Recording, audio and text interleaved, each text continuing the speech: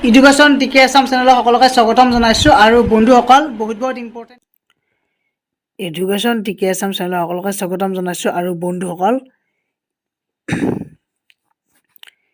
Education টিকে আছাম চেনেললৈ সকলোকে স্বাগতম জনাইছোঁ আৰু বন্ধুসকল লয়াৰ প্ৰাইমেৰী আৰু আপাৰ প্ৰাইমেৰীত যেহেতু পোষ্ট ওলাইছে তাৰ কাৰণে সকলো অপেক্ষা কৰি আছে আৰু এতিয়া ফাইনেলি আপোনালোকৰ অনলাইন ষ্টাৰ্ট হৈছে মই আপোনালোকক দেখুৱাইছোঁ ডেছক্ৰিপশ্যনত লিংকটো দি দিছোঁ সেই লিংকত ক্লিক কৰাৰ লগে লগে আপোনালোকৰ প্ৰথমতে এনেকুৱাকৈ পেজ এখন খোল খাব এনেকুৱাকৈ পেজখন খোল খোৱাৰ লগে লগে আপোনালোকে ক্লিক হিয়াৰত ক্লিক কৰিব আৰু ক্লিক হিয়াৰত ক্লিক কৰাৰ লগে লগে ইয়াত যে আছে কাষত apply online for new registration click কৰিব প্ৰচিড টু এপ্লাই কৰিব কৰাৰ পিছত এইখিনি ফিল আপ কৰিব লাগিব কাৰণ প্ৰথমতে কি আছে পোষ্ট কেটেগৰী আপোনালোকৰ লয়াৰ প্ৰাইমেৰীৰ কাৰণে যদি এপ্লাই কৰে লয়াৰ প্ৰাইমেৰী দিব এপ্লাই টেট আপোনালোকৰ অসম টেট নে চি টেট গতিকে অসম টেট হ'লে অসম টেট দিব তাৰে পিছতে আপোনালোকৰ কি দিব অসম টেট হ'লে অসম টেট দিব তাৰে পিছতে আপোনালোকৰ যদি আপোনালোকৰ কি হয় মানে চি টেট হয় এনেকুৱাকৈ চি টেট দিব চেণ্ট্ৰেল টেট তাৰে পিছত আপোনালোকৰ এণ্টাৰ ইউৰ ফাৰ্ষ্ট নেম প্ৰথম নামটো দিব আপোনালোকৰ মিডল নেম আছে তাৰপিছত আপোনালোকৰ এনেকুৱাকৈ আছে বা লাষ্ট নেম মিডল নেম আৰু লাষ্ট নেমটো একেলগে দিব কৈছে প্ৰথমতে ফাৰ্ষ্ট নেমটো মই দি লওঁ বাৰু এইখিনি ফিল আপ কৰি লওঁ আৰু এইখিনিত মোবাইল নম্বৰটো দি দিব তাৰপিছত ইমেইলটো দিব পাছৱৰ্ড এটা দি দিব ষ্ট্ৰং পাছৱৰ্ড দি দিব আপোনালোকে পাছৱৰ্ডটো কেনেকুৱা হ'ব লাগিব ধৰি লওক কাৰোবাৰ নামটো আছে এড দিব লগতে 1 2 3 বা হেছ দিব এনেকুৱাকৈ দি দিব আৰু মানে সংখ্যাও হ'ব লাগিব আখৰো হ'ব লাগিব ইয়াৰ পিছত আপোনালোকৰ এনেকুৱাকৈ এখন পেজ খোল খাব যেতিয়া ছাবমিট কৰিব you have complete initial step of registration মানে মই ৰেজিষ্ট্ৰেশ্যন কৰা হ'ল এতিয়া please log in below' to fill up the form এতিয়া ফৰ্মখন ফিল আপ কৰিব লাগিব লগতে কি আপলোড ফটো আপলোড কৰিব লাগিব ছিগনেচাৰ আপলোড কৰিব লাগিব ডকুমেণ্টছবোৰ আপলোড কৰিব লাগিব গতিকে আমি লগ ইন কৰিম এতিয়া মই যিহেতু আপাৰ প্ৰাইমেৰীৰ কাৰণে এপ্লাই কৰিছোঁ ধৰি লওক চেণ্ট্ৰেল টেটেদি এপ্লাই কৰিম কৰাৰ লগে লগে আপোনালোকৰ ইয়াত ইমেইলটো বহাব লাগিব পাছৱৰ্ডটো আপোনালোকৰ যিটো পাছৱৰ্ড দিছিল সেই পাছৱৰ্ডটো বহাব লাগিব তাৰপিছত লগ ইন কৰিব লাগিব এতিয়া আপোনালোকৰ কি দিছে দিছ session is valid only for 30 minutes 30 মিনিটত আমি কৰিব লাগিব এইখিনি এতিয়া আপোনালোকৰ চাব ইয়াত আপোনালোকৰ ফাৰ্ষ্ট প্ৰিফাৰেঞ্চ ডিষ্ট্ৰিক্ট দিব দিছে আপোনালোকৰ ইয়াত ডিষ্ট্ৰিক্ট কেইখন দিব দিছে মই ফাৰ্ষ্ট প্ৰিফাৰেঞ্চ কি দিম বাৰু তেনেকুৱাকৈ দিব দিছে চ' মই ডিষ্ট্ৰিক্ট কেইখন দি দিছোঁ বাৰু আপোনালোকৰ চ' ডিষ্ট্ৰিক্ট কেইখন দিয়াৰ পিছত মানে আপোনালোকৰ কি হ'ব চ' ডিষ্ট্ৰিক্টখন চাই ল'ব আপোনালোকে ক'ত কিমান পোষ্ট আছে গোটেইখিনি চাই ল'ব বাৰু ইয়াৰ পিছত এটা অপশ্যন আছে select post of upper primary চ' ইয়াত মই assistant teacher of upper primary school select কৰিম তাৰে পিছতে আপোনালোকৰ এইখিনি ফিল আপ কৰিব লাগিব এইখিনি আপোনালোকৰ ইয়াত কি থাকিব চাব ইয়াত নামটো থাকিবই বাৰু father's name mothers name guardian মানে আপোনালোকৰ ষ্টাৰ মাৰ্ক দিয়াকেইটা আহি দেই যাৰ যাৰ ষ্টাৰ মাৰ্ক দিয়া আছে সেইকেইটা গতিকে এইকেইটা তাৰপিছত ইয়াত আছে আপোনালোকৰ কাষ্ট চিলেক্ট কৰিবলৈ ডেট অফ বাৰ্থ দিব লাগিব জেণ্ডাৰ লগতে এইটো মানে গোটেই স্পাউচ নেম মাৰ্চিয়েল ষ্টেটাছ চ' ইয়াত মেৰিড হ'লে মেৰিড আনমেৰিড হ'লে আনমেৰিড মোবাইল নম্বৰ তাৰে পিছত এনেকুৱাকৈ আপোনালোকৰ গাৰ্জেন মোবাইল নম্বৰ যদি আছে দি দিব লোকেলিটি আপোনালোকৰ দি দিব মানে এইটো এটা আছে প্ৰেজেণ্ট এড্ৰেছ আৰু এটা আছে পাৰ্মানেণ্ট এড্ৰেছ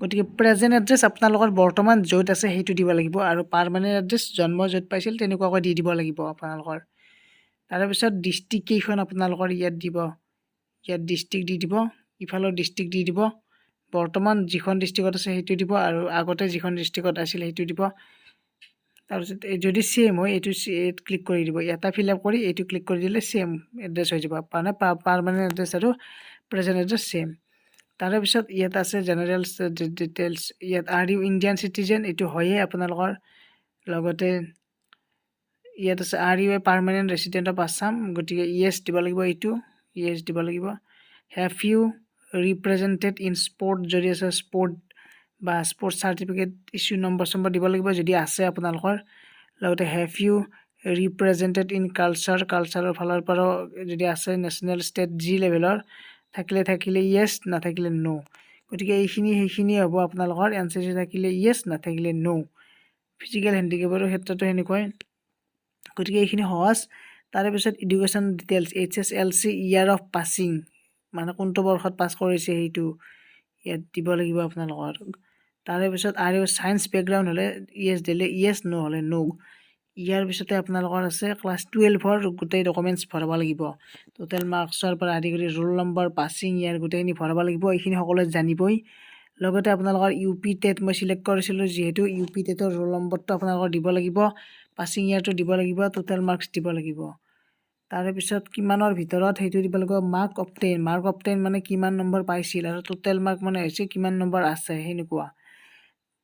গতিকে ইয়াতে আপোনালোকৰ এপ্লাই ইন স্কুল মিডিয়াম, স্কুলৰ মিডিয়ামটো কি দিব লাগিব, আছামিজ হ'লে আছামিজ দিব লাগিব, বেংগলী হ'লে বেংগলী, নিজৰ যি আছে সেইটো দিব লাগিব।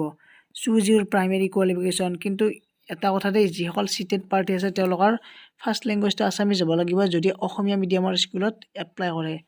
তাৰে পিছত আপোনালোকৰ BEd থাকিলে BEdৰ ইয়াত কোৱালিফিকেশ্যন দিব লাগিব, BEd।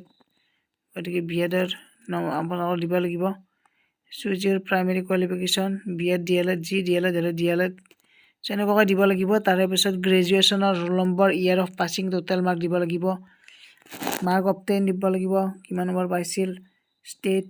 তাৰে পিছত আপোনালোকৰ মাষ্টাৰ ডিগ্ৰী আছে যদি মাষ্টাৰ ডিগ্ৰীৰ ইয়াত ফিল আপ কৰিব লাগিব। লগতে আপোনালোকৰ আৰু এক্স ছাৰ্ভিচমেন, যদি আপোনাৰ ছাৰ্ভিচমেন হয় তেনেহ'লে আপোনালোকৰ ইয়াত দিব লাগিব। যদি আৰ্মিৰ ফালৰ পৰা হয় আৰ্মি, নেভি হ'লে নেভি, এয়াৰফ'ৰ্চ হ'লে এয়াৰফ'ৰ্চ, যদি নহয় ন' দিব। তাৰে পিছত আৰু ৱৰ্কিং এজ এ টিচাৰ, যদি টিচাৰ হৈ আছে তেনেহ'লে ইয়াত দিব লাগিব কণ্টেক্সুৱেল হয়নে, ৰেগুলাৰ হয়নে, কি হয়। যদি ৰেগুলাৰ চিলেক্ট কৰা আপোনালোকৰ তেনেহ'লে ৰেগুলাৰৰ ডিটেইলছটো দিব লাগিব। গিভ স্কুল নেম ডিটেইলছ দিব লাগিব, নেম অফ ডিষ্ট্ৰিক্টখনৰ নামো দিব লাগিব। গতিকে এইখিনি চাই ল'ব আপোনালোকে। তাৰে পিছত এই গোটেইকেইটা ক্লিক কৰিব, এই দুটা ক্লিক কৰি ছাবমিট কৰি দিব। ছাবমিট কৰাৰ পিছত আপোনালোকৰ ডকুমেণ্টছবোৰ আপলোড কৰিব লাগিব।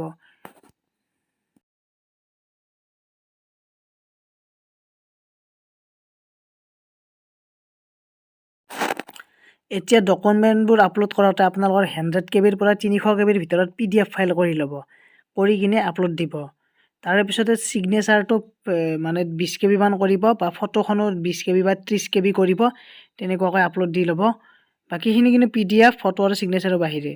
ইয়াৰ পিছত আকৌ এইটো ছাবমিট বাটনত ক্লিক কৰিব লাগিব। ছাবমিট বাটনত ক্লিক কৰাৰ পিছত কিন্তু এটা কথা আপোনালোকক কৈ থওঁ, কিবা যদি ভুল কৰিছে চাই লওক আগতে, কাৰণ ছাবমিট কৰাৰ পিছত কিন্তু এডিট কৰিব নোৱাৰিব দেই, সেইকাৰণে চাই ল'ব। ছাবমিট কৰি দিম এতিয়া মই। ইয়াৰ পিছত আপোনালোকৰ এনেকুৱাকৈ আহিব, ওপৰত যে দেখিছে আপোনালোকৰ আপলোড কৰাবোৰ এনেকুৱাকৈ আহিব, তাত আপোনালোকৰ প্ৰিভিউ কৰি চাবও পাৰে আপোনালোকৰ এবাৰ। চ' আটাইতকৈ লাষ্টত এনেকুৱাকৈ আহিব, you have completed your online application successfully. Print কৰি ল'ব এপ্লিকেশ্যন ফৰ্মখন, আৰু প্ৰিণ্ট কৰি ভালদৰে থৈ দিব, কাৰণ সেইখন বহুত ইম্পৰ্টেণ্ট হৈ পৰিব। গতিকে এনেকুৱাকৈয়ে আপোনালোকে অসম টেটত LP আৰু UP পোষ্টবোৰত এপ্লাই কৰিব পাৰিব।